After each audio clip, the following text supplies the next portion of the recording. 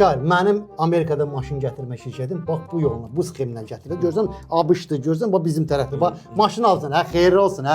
Heç şirini vermədi.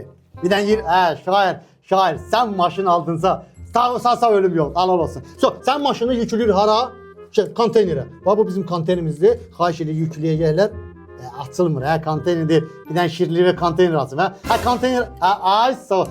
Yüklədi. Vəssalam, sənin maşının artıq yüklədik konteynerə, səliqəli qoyduq ki, maşını cızıq-mızıq. Vəssalam, düşdük yola, hətta gördüyünü rahat ol, rahat ol. Okeanla gəlir, Atlantik okeanla. Boy.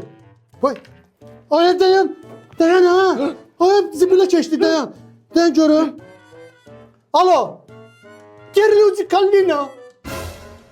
Figo. Di Biagio. Filippo Inzaghi. Batistuta, sən yox, Batistuta. Sənin maşının batdı. Buna bax, görmüsən, dəniz quldurları cəfqavanı kəsib, sən öyle nətər eləyər. Tanışın zadın yoxdur, sən orada 5 saat ver, mən tanışlıq verim orada. Həll eləyərik. Qoy gözlə bir dəqiqə. Batistuta yığışdırın, yığışdırdılar, narahat olun. Vəssalam, gəlir. Çatdı ta, potiyə çatdı. Limon. Yo, limondur. Poti bizim Pərvizli qardaşımız, ona poti deyirik.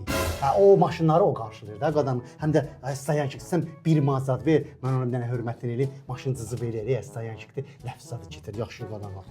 O da to 2 addım yolduğuna buradan bura nə var ki? Vəssalam, gəldi çıxdı Bakıya. De götür maşını. Ozun az. Ox. Məhəbbətim mən Amerikadan gətirdiyim maşın bu oldu. 61 manatda bu oldu. Bunu verdi. Pay atona, görsən nə şərəfsiz adamdır. Şairi necə alladı bə. Şair, narahat olma. Biz Amerikan şirkəti olaraq sənin Amerikadakı avtomobili tam təhlükəsiz, sığortalı şəkildə 3 ay ərzində gətirib sənə təhvil verəcəyik. Yaxşı, şairi qeydiyyat alın, avtomobilini gətir.